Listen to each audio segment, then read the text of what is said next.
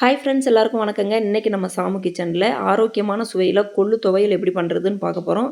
கொள்ளு துவையலாச்சே அப்படின்னு பார்த்துறாதீங்க, செம்ம சூப்பராக இருக்குங்க. எப்படி பண்ணுறதுன்னு தான் இன்றைக்கி பார்க்க போகிறோம்.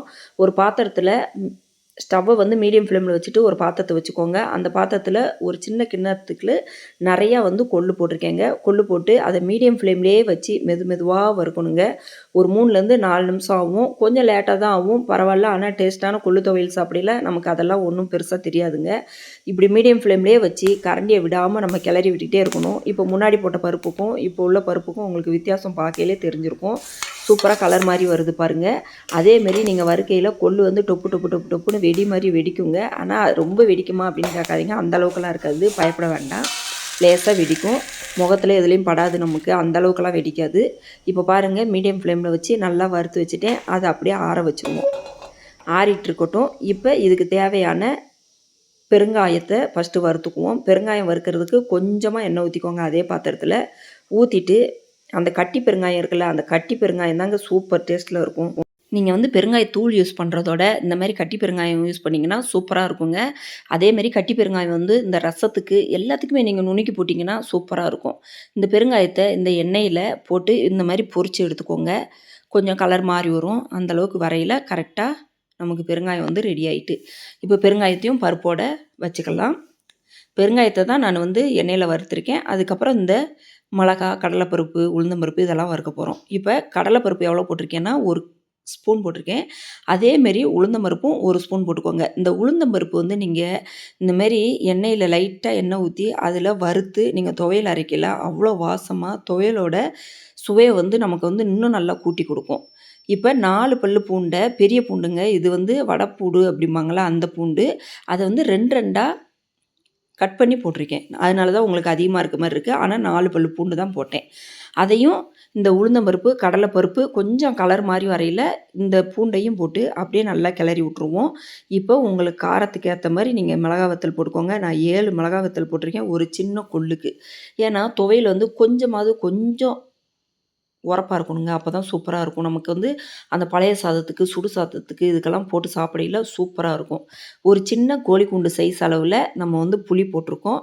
புளி, அதுக்கப்புறம் கருவேப்பிலையை லேசாக தண்ணியில் அலசிட்டு அதுக்கப்புறம் நீங்கள் உள்ளே போட்டுருங்க. கருவேப்பிலை சேர்க்குறது வந்து ரொம்ப நல்லதுங்க. இந்த மாதிரி துவையல் அரைக்கையில் நீங்கள் கருவேப்பிலை சேர்த்து குழந்தைங்களுக்கு அந்த துவையலை கொடுக்கையில் முடி வளரும், நல்லா வளரும் முடி. அதேமாரி நம்ம ஹெல்த்துக்கு ரொம்ப நல்லது கருவேப்பிலை. நீங்கள் எந்த ஒரு துவையல் அரைச்சாலும் கருவேப்பிலை சேர்த்து அரைக்கையில் சூப்பராக இருக்கும். இப்போ இந்த புளியும் பாருங்களேன், இந்த துவையலோட டேஸ்ட்டை வந்து வேறு லெவலில் சூப்பராக கொடுக்குங்க. நமக்கு உரப்பு, புளிப்பு இதெல்லாம் சேர்ந்துருக்கையில் சூப்பராக இருக்கும். நீங்கள் உரப்பு உங்களுக்கு பிடிக்காது அப்படிங்கையில் நீங்கள் 5 மிளகா போட்டுக்கோங்க, கரெக்டாக வரும். நான் இன்றைக்கி 7 மிளகா போட்டிருக்கேன், நீங்கள் 5 மிளகா போட்டிங்கன்னா கரெக்டாக வரும். இப்போ நமக்கு இந்த பொருளெல்லாம் ரெடி ஆகிட்டு இதை எல்லாத்தையும் ஃபேனில் ஒரு 5 நிமிஷம் ஆற வச்சுட்டு நம்ம இப்போ ஒன்று ஒன்றா சேர்க்க போகிறோம். இப்போ மிக்ஸி ஜாரில் அரை மூடி தேங்காய் இருக்குல்ல, அதில் பாதி தேங்காய், நல்லா கேட்டுக்கோங்க, அரை மூடி தேங்காய் எடுத்து அதில் பாதி தேங்காய், மீடியம் சைஸ் தேங்காய் இருக்குல்ல அதில் எடுத்து அரை மூடி தேங்காயில் பாதி தேங்காய் தான் போட்டிருக்கேன். அதாவது சில்லு கணக்கில் வந்து ஒரு 1.5 சில்லு கணக்கு வரும், அந்த அளவுக்கு போட்டிருக்கேன். இப்போ நம்ம வறுத்து வச்ச பெருங்காயத்தையும் கொள்ளையும் அதோடையே போட்டு மிக்சியில் ஒரு அடி அடிச்சுக்கணும். இப்போ பார்த்தீங்கன்னா இந்த மாதிரி அடிச்சிங்கன்னா பவுட்ரு மாதிரி வந்திருக்கும். பார்த்தா தெரியும் பாருங்கள், இந்த மாதிரி பவுட்ரு மாதிரி வந்திருக்கும்.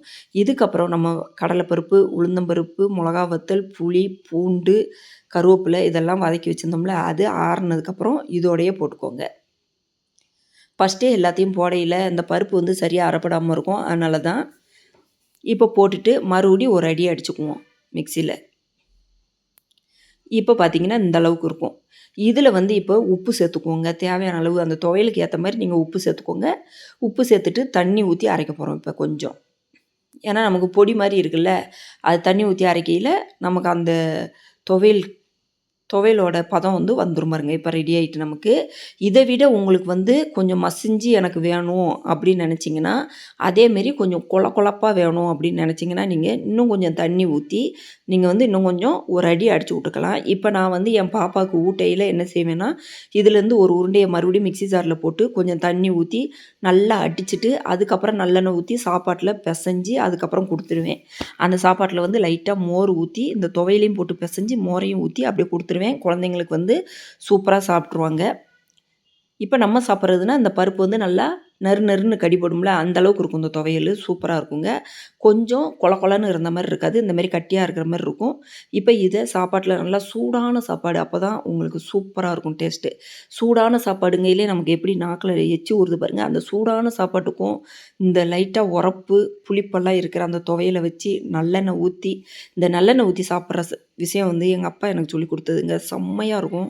கருவாட்டு குழம்பு இந்த மாரி வைக்கையில நல்லெண்ணெய் மேல ஊத்தி தருவாங்க. உரைக்கக்கூடாது அப்படிங்கிறதுக்காண்டி. அந்த மாரி நல்லெண்ணெய் ஊத்தி, இல்ல உங்களுக்கு நெய் பிடிச்சிருந்துச்சுன்னா நெய்ய கூட ஊத்திக்கோங்க. சூப்பரா இருக்கும். அவ்வளோதான். சூப்பரான கொள்ளு துவையல் வந்து ரெடி ஆயிட்டு. வெயிட் லாஸ் பண்ணணும்னு நினைக்கிறவங்க, இந்த தேங்காவ மட்டும் கட் பண்ணிட்டு, இந்த மாரி செஞ்சு சாப்பிடுங்க. சூப்பரா இருக்கும். நன்றி, வணக்கம்.